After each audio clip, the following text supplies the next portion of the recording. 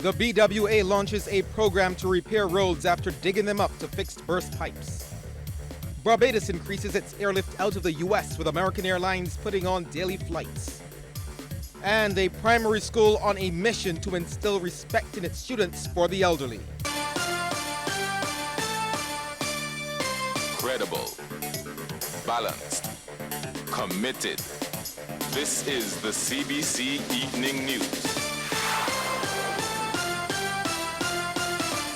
Good evening, I'm Shane Jones, leading the news at 7. Minister of Tourism and International Transport Carrie Simmons says officials are eager to get Barbados back on top with its overall performance as a premier destination. The minister made the comments on the sidelines of the State of the Industry Conference hosted by the Caribbean Tourism Organization in the Bahamas. As you know, we've gone through a little bit of a dip in our economic fortunes, and clearly tourism is going to have to lead the way back. I am quite happy to be in a position today to indicate that we've had some very positive news, and that beginning from the 19th of December, we're going to have an increase in our connectivity coming out of the Carolinas, so that we have a daily flight on American Airlines. But then that will then be extended right through summer, so that from 19th of December through to approximately the 19th of August, we will have a daily flight available out of the Carolinas. And big news, Mr. Simmons adds that American Airlines will also be operating a 3 times daily service out of Miami as well. We have done a lot of work with American and some other carriers as well. Too soon to tell you the outcome of the other people, but we have had some positive feedback from American Airlines. They're definitely on board and have demonstrated that in a very compelling way. And I'm pleased to know that for at least half the year, we will have those additional flights and obviously increased seating capacity. And because Charlotte and the Carolinas is such an excellent gateway, behind the gateway we have great connectivity. That obviously helps us tremendously. The much-touted Hyatt-centric hotel is set to be opened in the year 2020. Now, the update was provided by Chief Executive Officer of the Barbados Tourism Investment Incorporated, William Billy Griffith. He was speaking during a destination press briefing at the ongoing CTO conference in the Bahamas. The hotel, which will consist of 2 12-story towers, is to be constructed on the site of the Old Harbour Police Station and Detco Motors on Bay Street in historic Bridgetown. And Mr. Griffith says plans are continuing for the Hyatt, along with other properties set to boost Barbados' room stock. The Sandos property have already commenced major beach work in St. Peter on the old Almond Beach property, and they're, as we speak, constructing a brand new beaches hotel which will be over 400 rooms, and the main construction will commence in the beginning of 2019, and they're anticipating that it will take just approximately 2 years. So that's going to add another 400 rooms, over 400 rooms to the destination. Wyndham Grand Resort, and this is where the old Sam Lord's Castle was, that is also under construction as well. As we speak, development of a 450-room resort and 100 rooms will be time-shared. And this is going to be a Leeds Platinum brand, very exclusive and upscale property. Mr. Griffith also revealed that Barbados festivals and entertainment and sporting events are also driving growth. The Barbados Jazz Excursion, this happens this weekend, for example. A very talented young Barbadian jazz saxophonist. His name is Ilan Trotman. He lives in Boston. He's actually bringing 300 people along with him this weekend to have a jazz excursion. We will be having a very special Tourism Media Awards on October 17, and that will start the Food and Rum Festival weekend. Just worthy of note as well, in terms of sports, we've got the Barbados Open Water Festival, and this is an open water swim event that's been going for well over 5 years now, and that's beginning of November. Hennessy Artistry is a really popular entertainment event, and we've had some worldwide artists who have actually performed. And Run Barbados is the last one I'll mention here. The Barbados Water Authority is promising relief for motorists. In fact, the authority has launched a program to repair trenches created from fixing burst mains, which have been posing problems for many drivers. Sharika Griffith has that story. Encountering trenches like this one as you drive around Barbados has become the norm. And that's because when the Barbados Water Authority is called to repair a ruptured main, it has to do some digging to gain access to the underground pipes. Manager of Corporate Communications and Rapid Response, Joyanne Haig, says it's sometimes necessary to leave the trenches open for a day or two to ensure the repair holds. But in other cases, it's due to a lack of resources. We have some serious financial challenges at the Barbados Water Authority, which has led to the delays in the reinstatement. So we are reviewing the whole process and what we can do in order to get this repaired, or should I say reinstated, a lot quicker. In the meantime, the BWA will be taking pictures of the roads that need reinstating. We will upload them to our Facebook page with a narrative that states exactly where this is situated and ask motorists and pedestrians to proceed with caution. Ms. Haig was speaking to the media on the sidelines of a repair to a trench in Oldbury St. Philip, opposite the Maria Holder Nursery School. She says the BWA will be working with a private contractor to tackle as many of these as possible. Rollins Road in Britain's Hill is where we will be heading hereafter. We know of Westmoreland, we know of Britain's Hill, Bonnets area as well. We also know in front of the Supreme Court recently that we had to do some repairs, and the calls keep coming, and we encourage customers to call 434-4292 and let us know where these trenches are. And it's not that we don't know, we do know, but if we hear from them that it's causing a bigger problem, of course, then we will try to get to them as soon as possible. Moving forward, the BWA will be working to ensure roads are reinstated by the following day. It will also be communicating to workmen the need to leave roads in a better state and with adequate lighting and warnings to alert motorists. Sharika Griffith, CBC News. Thanks, Sharika. The Transport Board says several of its buses are out of service as a result of damage caused by Tropical Storm Kirk. According to Manager of Marketing and Corporate Communications Linda Holder, about 40 of the vehicles developed electrical issues after traversing areas with rushing and/or high water. In a release this evening, Ms. Holder reveals that only 17 buses have been returned to service. This, she says, this is impacting the board's availability and ability to provide adequate transport for the traveling public. In addition, she reports that a container of parts purchased through Simpson Motors to assist in the maintenance and refurbishment project was damaged at the port in Kingston, Jamaica, en route to Barbados. She says this situation has further delayed the return to service of a number of buses. According to Ms. Holder, the board acknowledges that it had committed to improving bus availability and was on the path to doing so when school commenced in early September, when 110 buses were on the road. The Transport Board apologizes for the ongoing problems and is asking members of the traveling public to be patient until the issues are addressed. A St. Michael man is in stable condition after a shooting incident at Gardenland Country Road, St. Michael. Ranico Murray, who lives in the area, received injuries to the lower back and left arm. He was taken to the Queen Elizabeth Hospital by private transportation. The incident occurred at about 10:30 in the morning just outside the home of another resident of the area. She was not at home at the time but expressed concern about the incident. When I came home, the gentleman with me, I saw all the police, not all the policemen, but some policemen and the van, and they had it corded off. I couldn't even get in, but I knew the young fella that get shot from a baby. Okay. And I was sorry to hear about him. But the thing is, God is such a good God and a merciful God. This morning, before I leave my bed, I always call my brother or my sisters from the country would call me and we would pray. And I was impressed to pray for this boy and his sister.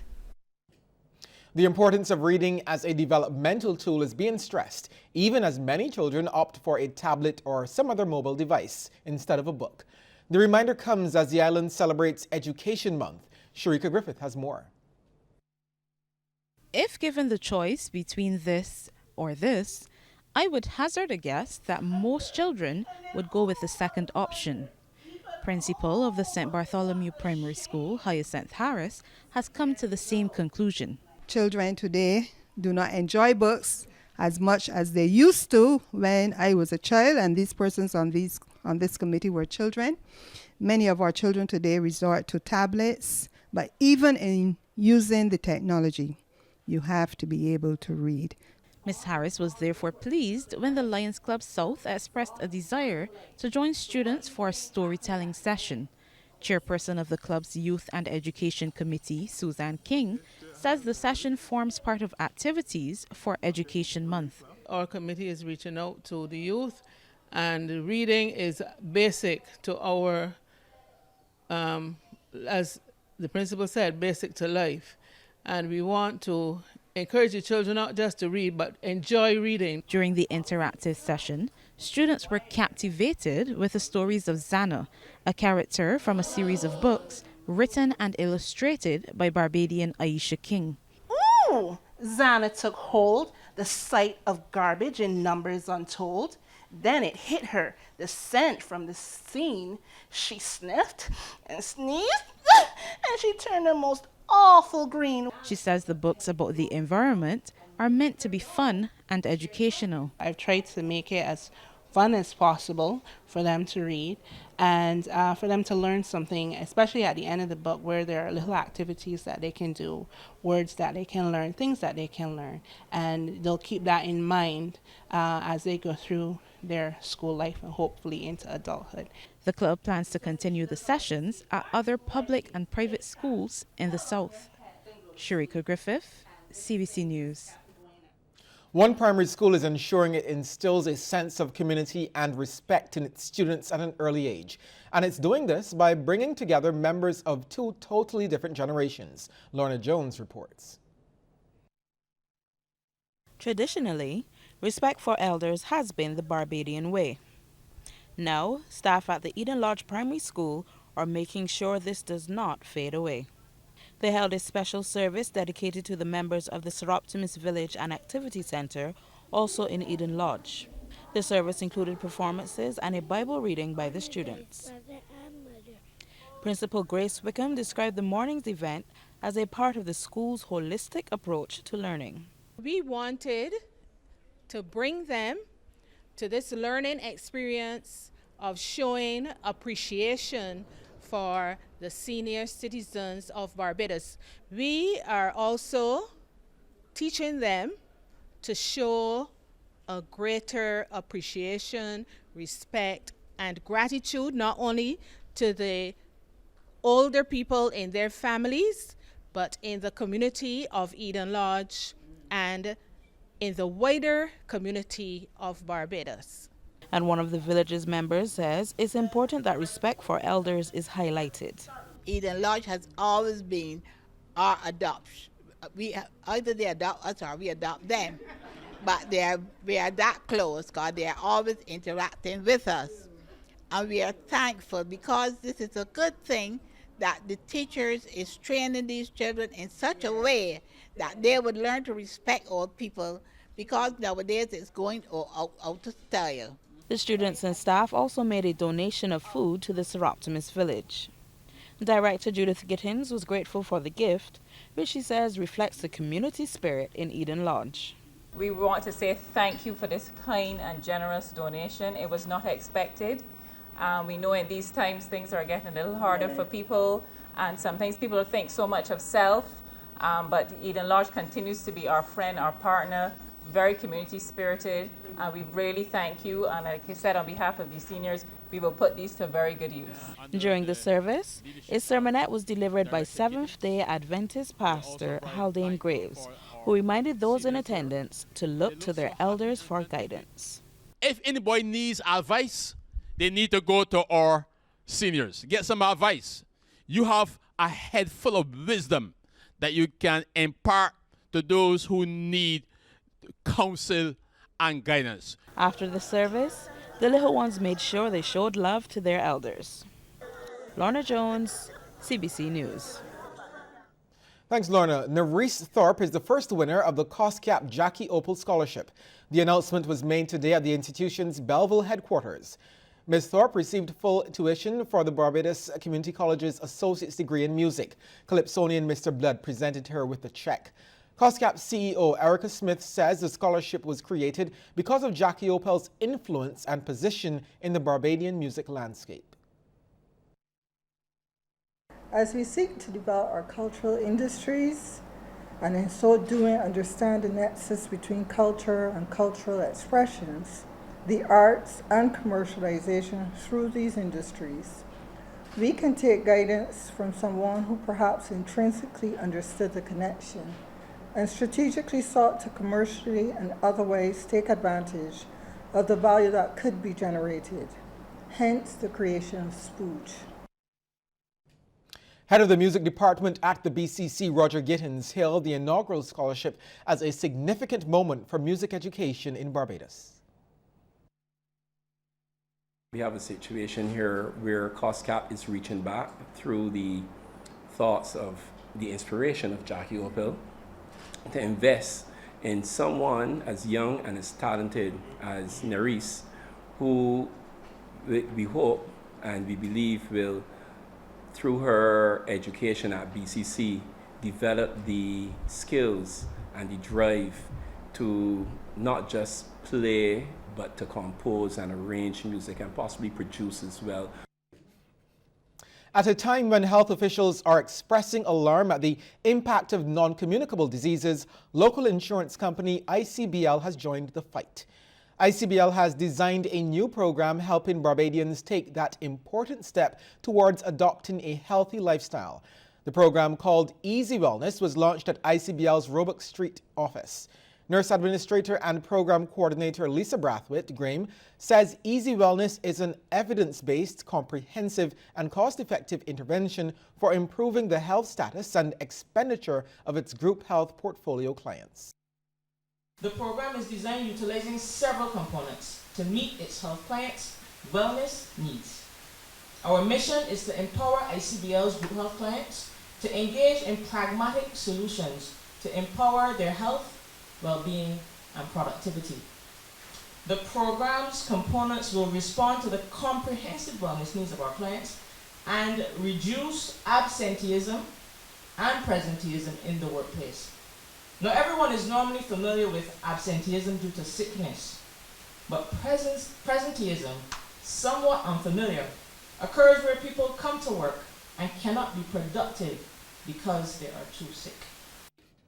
Senior Vice President and Head of the Life Division at ICBL, Henry Ennis, says the Easy Wellness program will be introduced in phases, first among ICBL staff.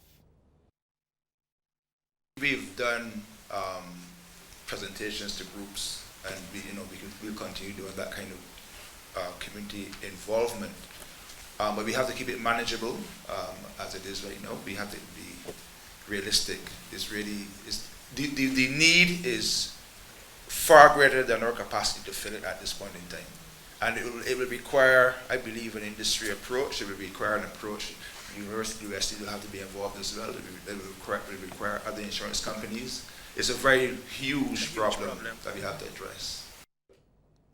Homeowners are being reminded to include their pets when planning for disasters. Acting Animal Control Officer Peter Belgrave says this is the primary focus as the Ministry of Health observes National Animal Week. He says ideally, pet owners should bring their pets inside during bad weather. If that cannot be done, you have an enclosed garage, then that is also a fairly safe area. If for some reason it has to stay outside, we also want to encourage persons to make sure that you upgrade your kennel. Look at having materials which will be more suitable for resisting adverse weather conditions, so that if the dog has to stay outside, there's no way inside for it to stay. At least you're providing some level of protection, because we do not want persons just indiscriminately losing their animals. The Animal Control Center will be conducting an education campaign throughout the week in various locations. One of them, the recommendations the center is making, is for pet owners to prepare an emergency kit, which should include items such as water, food, toys or treats, and cleaning products. Mr. Belgrave is also stressing the importance of keeping proper pet records. People will tell you they have a Rottweiler, or they will tell you they have a German Shepherd. And to ask for description, sometimes they can't fully describe it. So if you take a picture with you and your pet together, of course that can also be used as an identification method along with the license tag that we have. And that came to the forefront earlier this year, where 3 persons claimed to own 1 dog. Right? Another could produce an actual photo representation of the dog.